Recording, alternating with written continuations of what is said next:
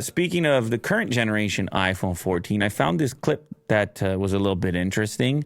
This photographer, he took some images, exact same image, or I should say from the exact same viewpoint. He set up the shot identically, except one was an iPhone and one was an actual dedicated camera.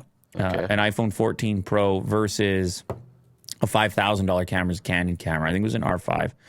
It's in the description here. And then he went to the college campus over there, Canon R5, and he had them blown up. He had the images blown up, and they were processed in the exact same fashion to look similar.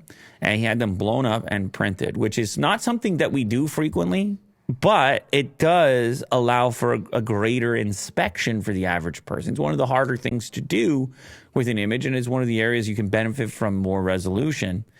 So you can see the photos here taken on the iPhone 14 Pro, 24 millimeter Apple Pro RAW. And he did sunrise and sunset. And he went to the college campus in the video, and he had bystanders, people walking past, try to identify what was shot on the $5,000 camera and what was shot on the iPhone. And you can probably guess what transpired, Will. Go ahead. People chose the iPhone? People didn't know what the hell was going on. People couldn't decide which was the iPhone and which was the R5.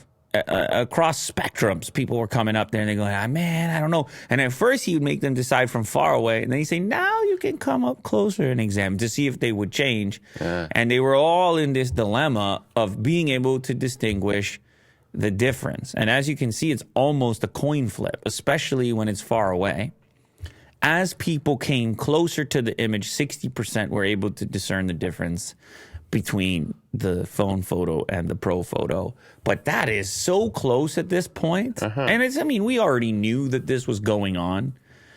We were well aware that smartphones had been catching up, and you're really having to crop in here to notice detailed differences and so on.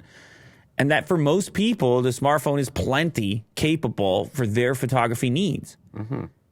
But it has happened so slowly. By the way, shout out Alex Armitage, who did the test. It has happened so slowly that it feels normal.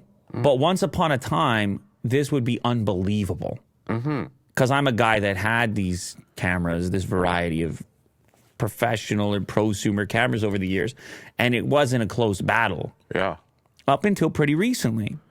And now we're at a stage where it's fooling half the population. They can't even tell the difference. And once you're in coin flip territory, essentially that's no difference. Unless you know what you're looking for, you're an aficionado and you like the taste of a dark roast coffee. Yeah. I think a lot of it has to do with the algorithm, right? Because it's not just the glass, obviously. Or sensor, yeah. Sensor. Well, it does help that they're letting you shoot in ProRes RAW. Because it gives you more data to begin with as you go into your editor and so on. But yeah, they're just a lot better than they used to be. And they're fooling most people, or half at distance and 40% at a close distance.